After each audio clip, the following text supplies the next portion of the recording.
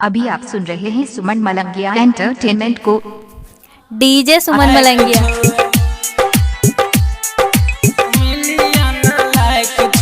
DJ Guddu राज मधुबनी।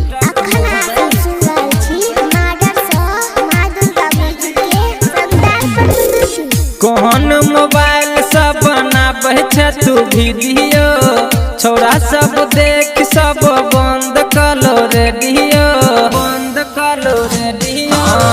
कौन mobile सब बनाबे छ गे वीडियो, देख ल छोरा सब बंद कलो रेडियो। 16 के उम्र तोहर गजब के हाइट छो, 16 के उम्र तोहर गजब के हाइट छो, गजब के हाइट छो। टिकटॉक पर तोहर मिलियन लाइक छो, बोल न गयते तोहर केना का लाइक छो। डीजे सुमन दीवाना मिलियन लाइक छो, खाए अजीपुर गांव मलंगिया।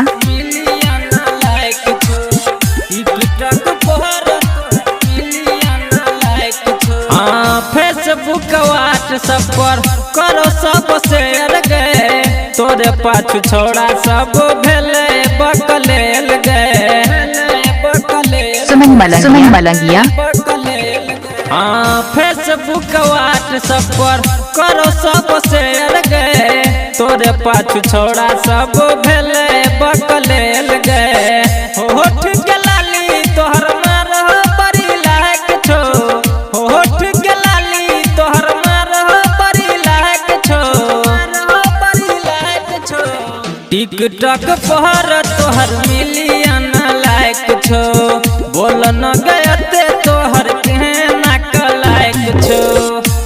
डीजे सुमन खाए अजीपुर गांव मलंगिया। डीजे गुड्डू राज मधुबनी।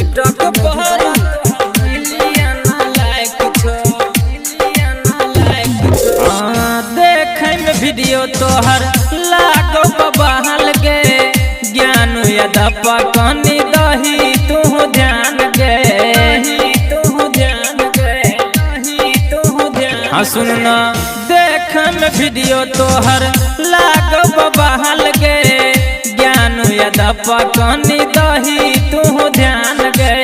रहे सिलेंडर कहो कपड़ा तोहर टहक छो, रहे सिलेंडर कहो कपड़ा तोहर टहक छो, तोहर टहक छो। टिकटॉक पर तोहर मिलियन लाइक छो, बोल न गयते तोहर केना का लाइक छो। कौन मोबाइल सब बनाबे छ गे वीडियो, देख ल छोड़ा सब बंद कलो रेडियो। 16 के उम्र तोहर गजब के हाइट छो, 16 के उम्र तोहर गजब के हाइट छो, गजब के हाइट छो। टिकटॉक पर तोहर मिलियन लाइक छो, बोल न डीजे सुमन मलंगिया मधुबनी। डीजे सुमन मोबाइल नंबर 8882452308 है।